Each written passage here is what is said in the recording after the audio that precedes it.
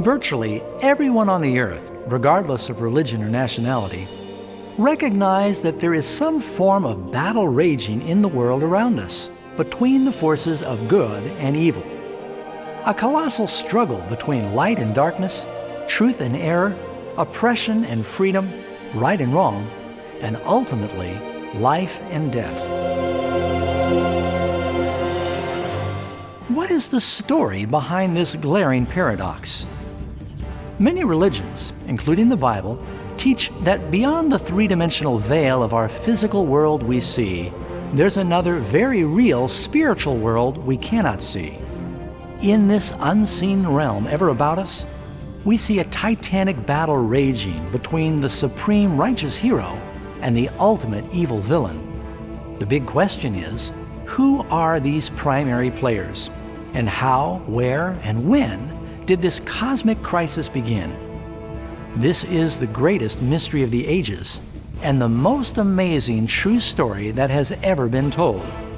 This crisis now involves every person on earth. Yes, every person.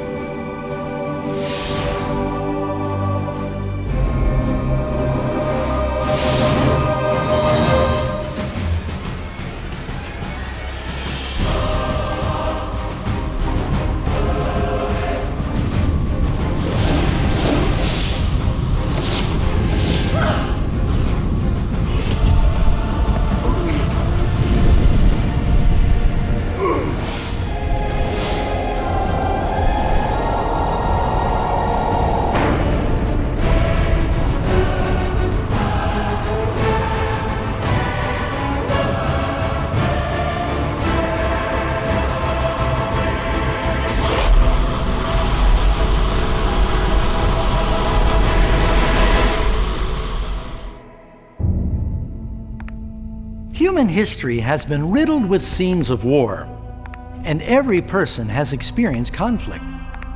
But to understand the origin of evil, we must travel back in time to the very first war of the universe, because this battle did not occur on Earth. Before our world even existed, there was a war in heaven. Even the words war in heaven sound like the ultimate paradox.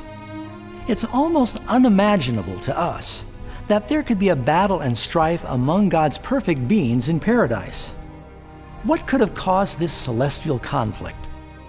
Thankfully, an ancient book called the Bible gives us enough details so that we can piece together the astonishing account. Although tragic, it's also an incredibly tender love story that reaches down through the ages, personally touching you and me and every individual on earth. Our story begins long ago in the very capital of the universe, in a place called heaven that was filled with angelic beings who delighted to do the will of God. Under the Creator's just and loving government, all of heaven enjoyed an existence of happiness and perfect bliss. The supreme Prince of Heaven and Commander of the angels was the all-powerful and loving Son of God. Most know him by the name he took when he came to earth, Jesus. He was one in purpose and mind with God the Father. Heaven, under the compassionate rule of Father, Son, and Spirit, proved to be a place of wonder, peace, and joy.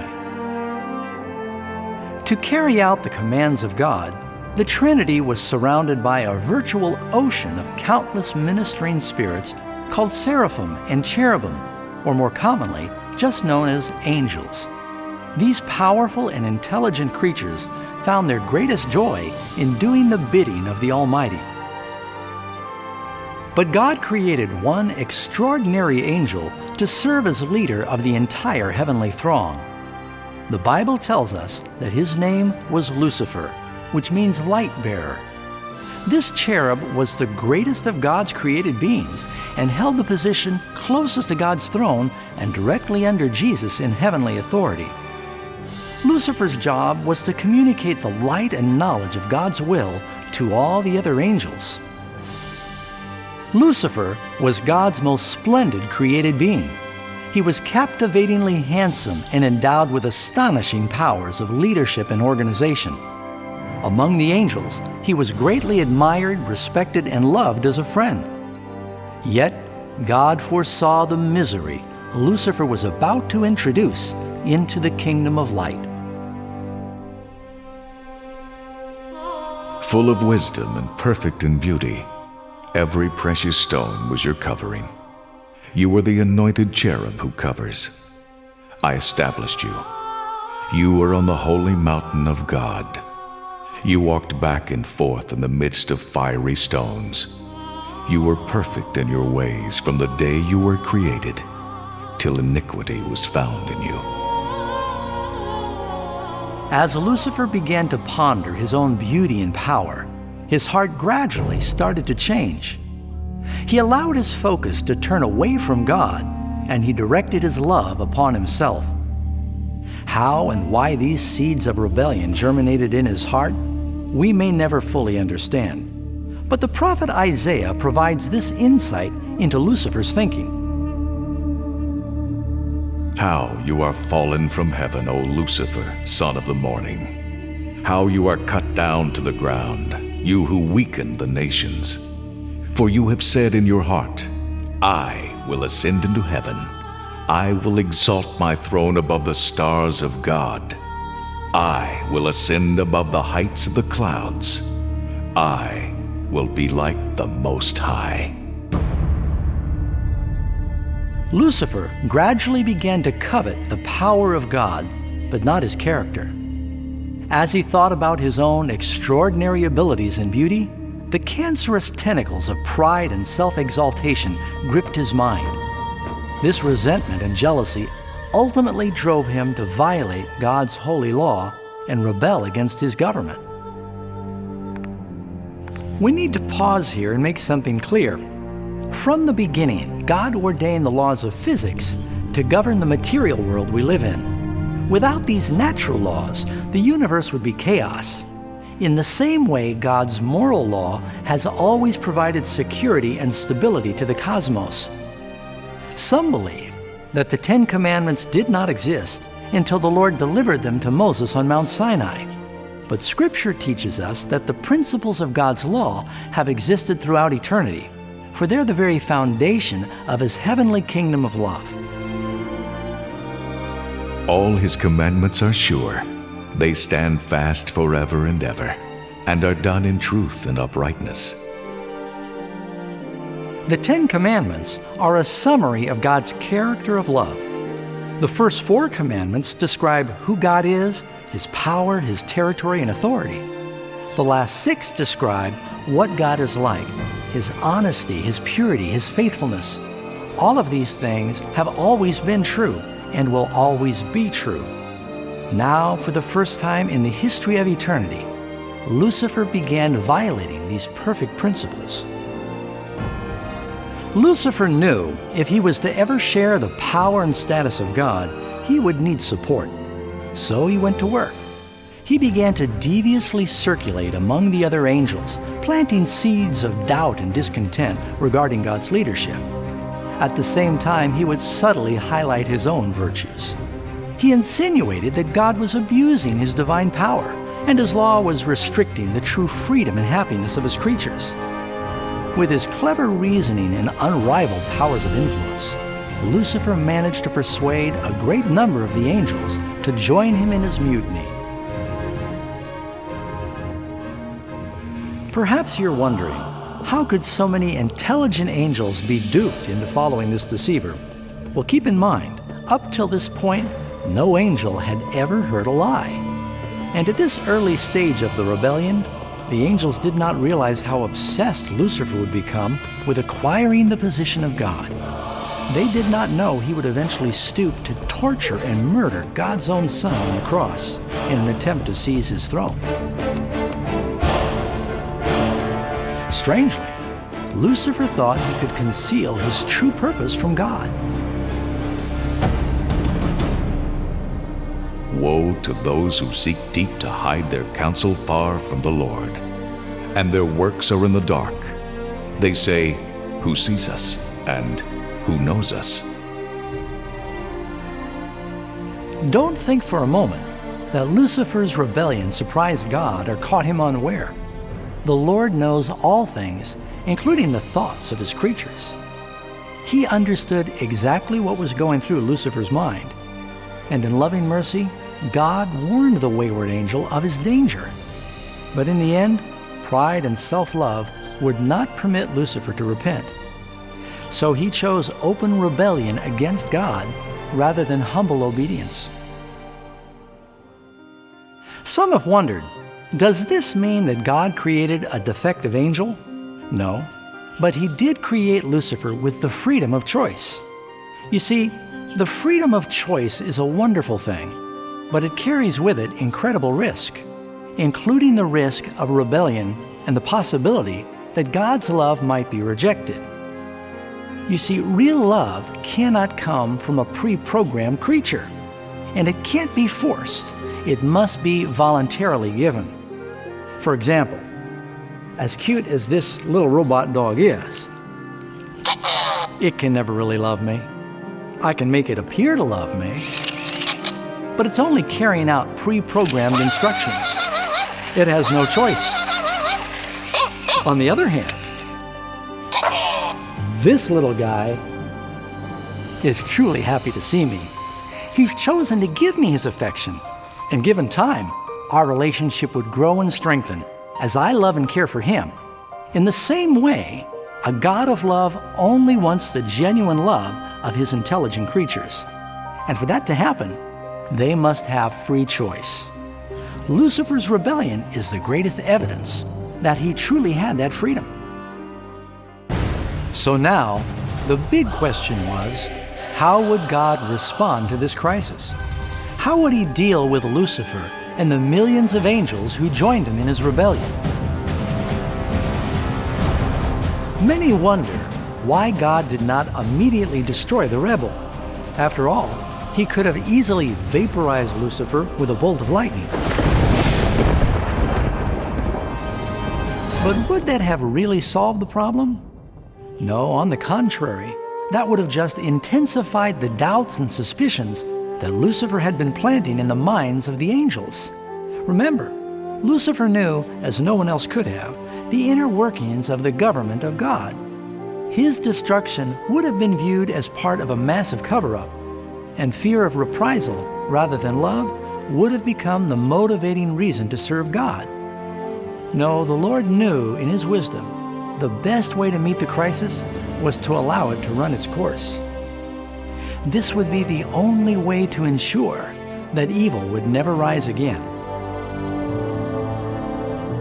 Let both grow together until the harvest. And at the time of harvest, I will say to the reapers, first gather together the tares and bind them in bundles to burn them, but gather the wheat into my barn. In the parable of the wheat and the tares, Jesus illustrates that a growing time is needed for a plant to reveal its true nature. In his infinite understanding, God knew, given time, Lucifer's real character would be exposed, and the bitter fruit of his rebellion would become apparent to all. Up till now, the citizens of the universe were unfamiliar with sin and where it would lead, but that would change as they came to see for themselves its terrible self-destructive nature. In the end, the wisdom and love of God's government would stand forever vindicated, and the universe would be secure. As Lucifer and his supporters brought the rebellion to the forefront, the Lord knew that there would be no peace if they were allowed to remain in heaven. A line must be drawn, action taken, and the rebels evicted. But Lucifer and his supporters would never go willingly or peacefully. The next step was war. and war broke out in heaven. Michael and his angels fought with the dragon, and the dragon and his angels fought, but they did not prevail, nor was a place found for them in heaven any longer. So the great dragon was cast out, that serpent of old called the devil and Satan, who deceives the whole world. He was cast to the earth, and his angels were cast out with him. The Bible doesn't reveal exactly what weapons were used or how long this cosmic conflict lasted. But this was a war the likes of which no mortal eye has ever seen. Revelation 12, verse 4 tells us that ultimately Lucifer and 1/3 of God's angels were physically expelled from heaven.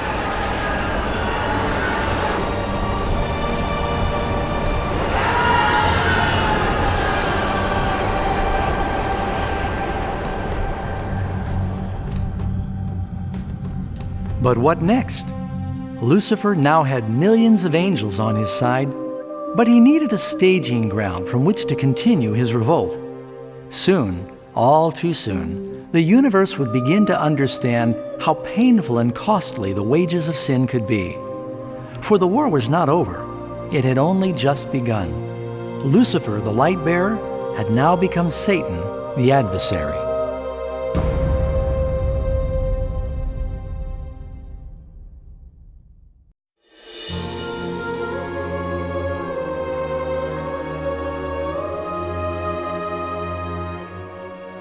After the war in heaven, Satan and his fallen angels were banished from the courts of glory. For a time, the devil and his demons roamed through the universe, unsuccessfully searching for worlds to sympathize with them in their rebellion. In the meantime, the heart of God keenly felt the vacuum created by the loss of Lucifer and his angels. So the Father, Son, and Holy Spirit returned to their favorite work, the marvelous work of creation. They decided to make a new world filled with a myriad of amazing and diverse creatures to love. This new world would be unique because the principal creatures would be made in God's own image. To them, the Lord would also give dominion of this new planet we now know as Earth. In the beginning, God created the earth. Then God saw everything that he had made, and indeed, it was very good. What an awesome sight to behold! God forming a brand new world, our planet, Earth. And with every wonderful day of the creation, something new and spectacular burst upon the scene. On the third day, God spoke and beautiful lush vegetation sprang into existence. Plants of all colors, shapes, and sizes. On the fifth day, the world was filled with stunning exotic creatures that could either soar through the heavens or glide freely through the blue waters. And some could do both. The sixth day saw the introduction of a vast and diverse multitude of land animals. From the giant elephant to the tiny chipmunk, each found a home in the new planet and a place to live in harmony with the rest of creation. And also on the sixth day, God created man. Then God said, "Let us make man in our image, according to our likeness." And the Lord God formed man of the dust of the ground, and breathed into his nostrils the breath of life, and man became a living being. The Lord God planted a garden eastward in Eden, and there he put the man whom he had formed.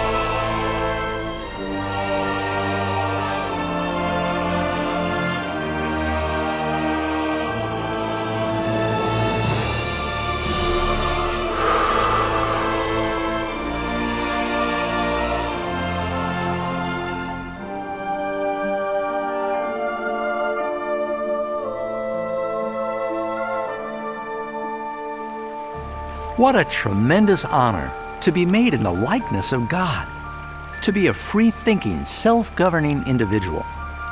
In the beginning, man was not aware of his nakedness. This was likely because prior to sin, he was clothed with glory and light.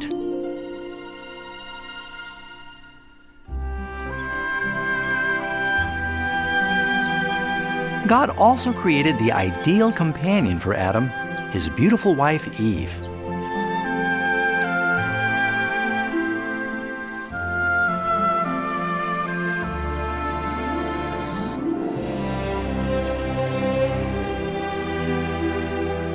The joyful pair were placed in a magnificent garden, flawlessly designed to enhance their happiness. To Adam and Eve and the other creatures of the earth was also given the divine privilege of procreating in their own image. It was the intention of God that the human race would retain dominion over this perfect paradise forever. Eternally happy and healthy, they'd work with the flora of God's garden while enjoying the affection and companionship of all the creatures under their care. The environment our first parents experienced was vastly different from the world today. Roses had no thorns, insects did not bite or sting, and lions and lambs would gently frolic together.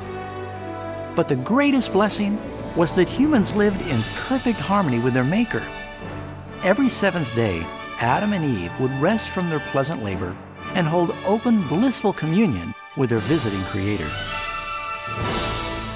It was a splendid, wonderful world, and this happy estate would have continued through eternity if only our first parents had proved faithful in one simple test. But of the tree of the knowledge of good and evil you shall not eat, for in the day that you eat of it, you shall surely die. Because the adversary had contaminated the universe with his rebellion, the Lord saw the need of a simple test of love and loyalty. Remember, the good angels had just seen a third of their friends cast out of heaven during the war.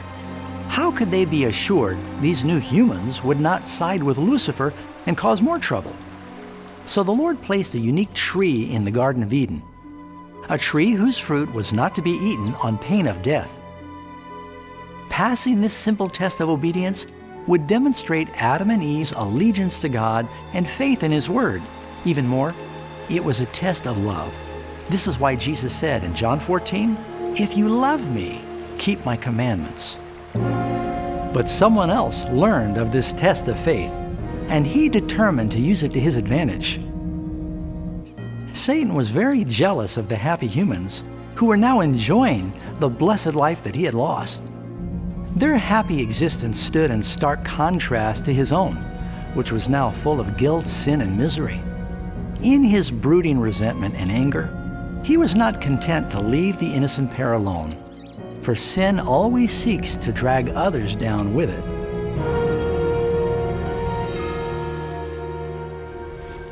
And so one day, as Eve was engaged in her pleasant work, she found herself alone and perilously close to the forbidden tree.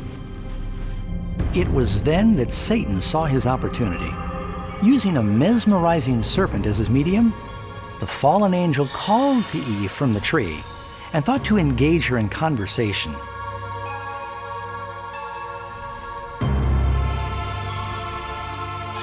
His charming words were carefully calculated to instill a distrust of God.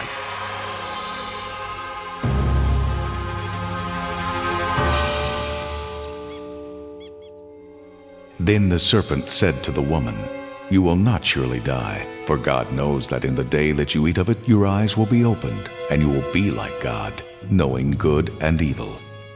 So when the woman saw that the tree was good for food, that it was pleasant to the eyes, and a tree desirable to make one wise, she took of its fruit and ate. She also gave to her husband with her, and he ate. Tragically, as Eve listened to the smooth, silky voice of the tempter, she began to entertain doubts about God's word. The serpent enticed her with the promise of enhanced power and wisdom. She found this appealing. After all, the fruit had apparently given the snake the ability to speak. What other powers might it give her? And so, even though she had just met the serpent, she trusted his word above God, who had created her and provided her paradise home. So Eve ate the forbidden fruit, and soon after persuaded her husband to do the same. Adam could have chosen to remain loyal to God, but he put his love for his wife above his love for God. As our first parents gave their allegiance to the enemy, the dominion of the earth was claimed by Satan. Do you not know that to whom you present yourselves slaves to obey, you are that one slaves whom you obey? No one can serve two masters. This world would now become the ultimate battlefield between good and evil, and the hearts of every man and woman the prize. Little did Adam and Eve realize it at the time, but their one moment of distrust and defiance would open the floodgates of suffering on millions of people for thousands of years.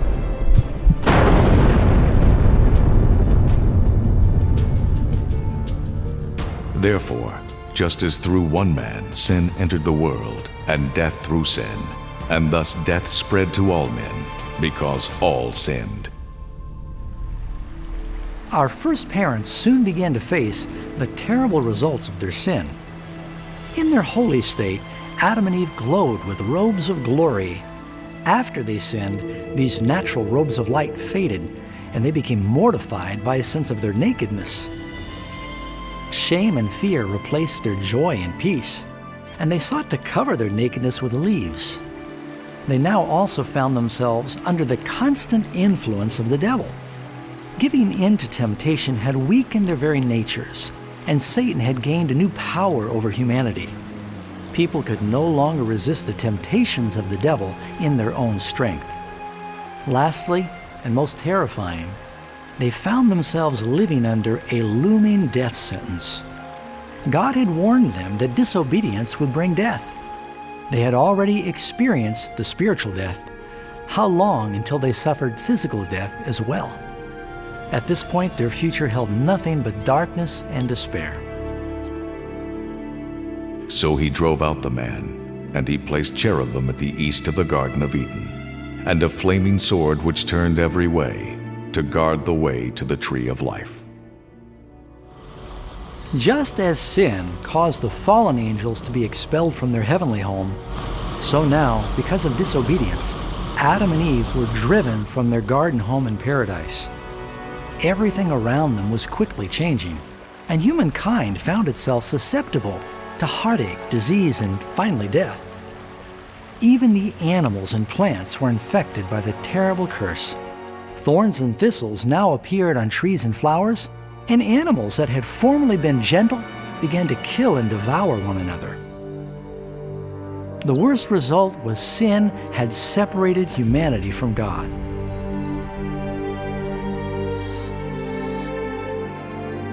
But your iniquities have separated you from your God, and your sins have hidden his face from you, so that he will not hear.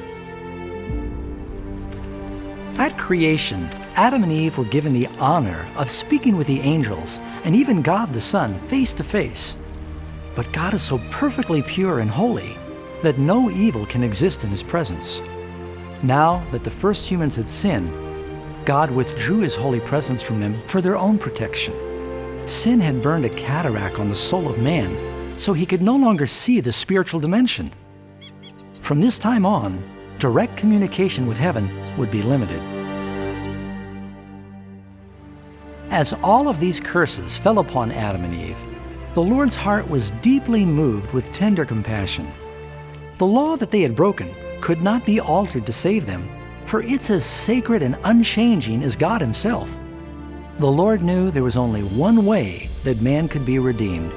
So a plan was revealed, born from the very heart of God. A plan to save man from his appointment with eternal death and to restore everything that had been lost through sin. It would be an amazing endeavor in its depth, scope, and power, but it was a plan that would also involve an enormous sacrifice.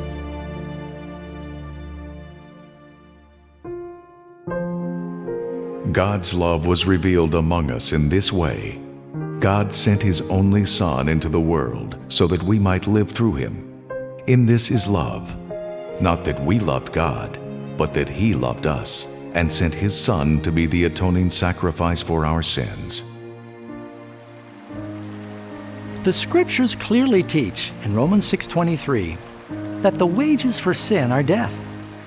The broken law demanded the life of the sinner, and there was only one in all the universe who could qualify as a substitute for humanity. The Creator alone could pay the debt of His creatures by standing in their place. So, Jesus Christ, the Son of God, willingly agreed to leave the purity, glory, and safety of heaven. He would come to die in man's behalf on this wicked renegade planet. He would be born as an innocent, helpless baby, endure a life of sorrow and shame, and yet live a perfect and victorious life. Finally, He would die a humiliating death in order to stand as a substitute for fallen humanity. Through His sacrifice, mankind might amazingly be offered one more chance at eternal life. His blood would provide the ransom for the world that had been kidnapped by Satan. This wonderful plan of redemption was graphically illustrated in the system of animal sacrifices ordained by God after the fall of man. The Lord had warned Adam and Eve they would die the day they ate the forbidden fruit. So how was it that they remained alive?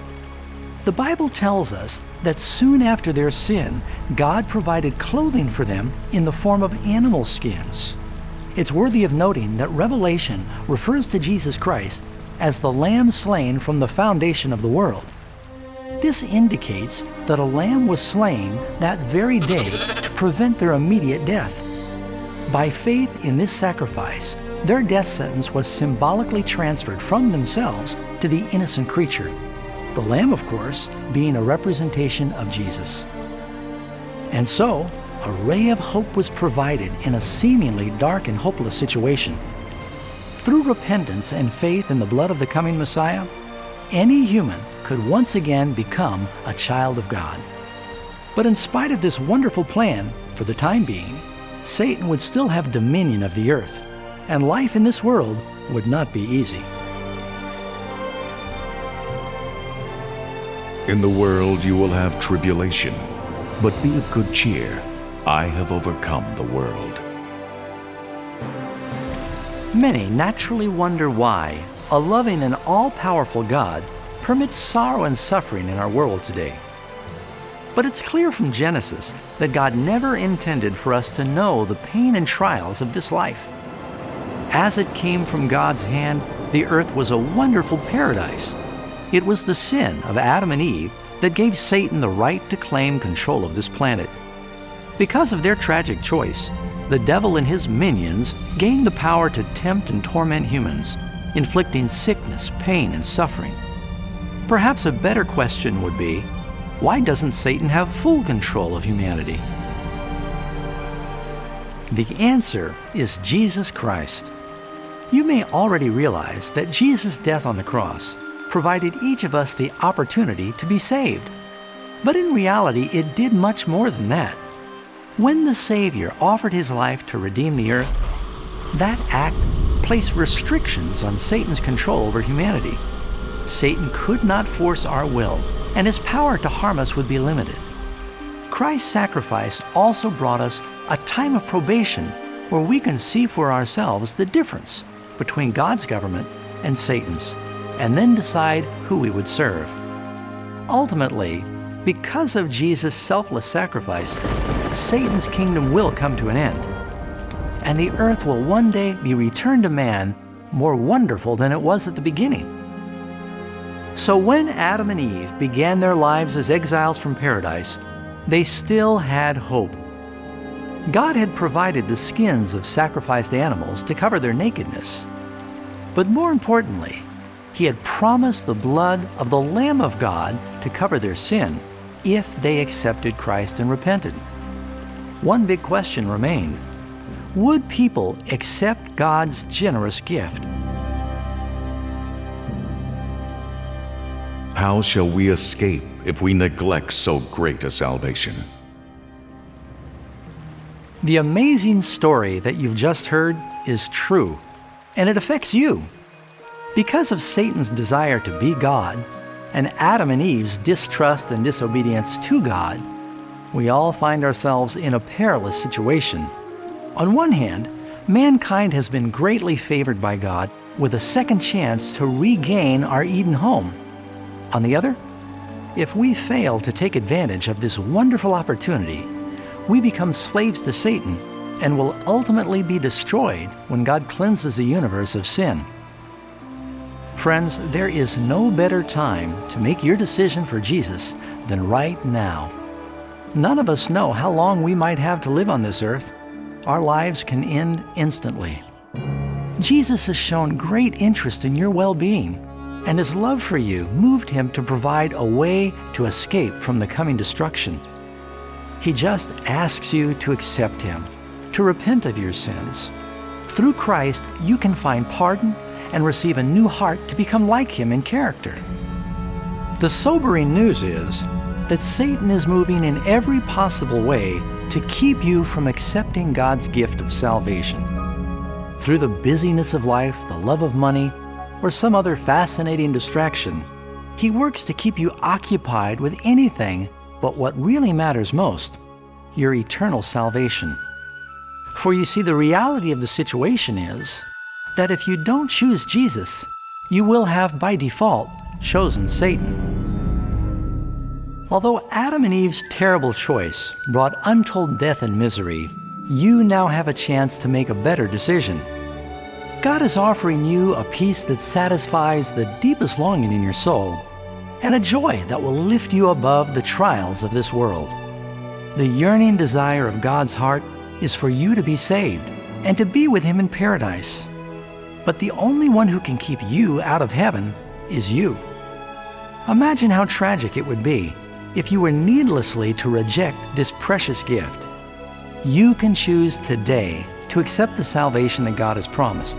In fact, this very moment, you can accept everlasting life through Jesus Christ. Can I invite you to join me right now in a simple prayer, accepting His wonderful offer? Please repeat after me. Dear Heavenly Father, I come to you now and humbly ask for your forgiveness.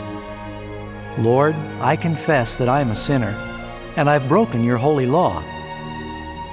I realize that the penalty for sin is death. I believe that Jesus Christ suffered and died on the cross to take the punishment for all of my sins. I believe Jesus rose from the dead, and I accept Him as my personal Savior. From this moment forward, I give you my heart and trust you to be the Lord of my life. Please forgive all of my sins and send your Spirit to help me do your will. I thank you for your great love and accept your gift of eternal life. And I pray these things in Jesus' name. Amen.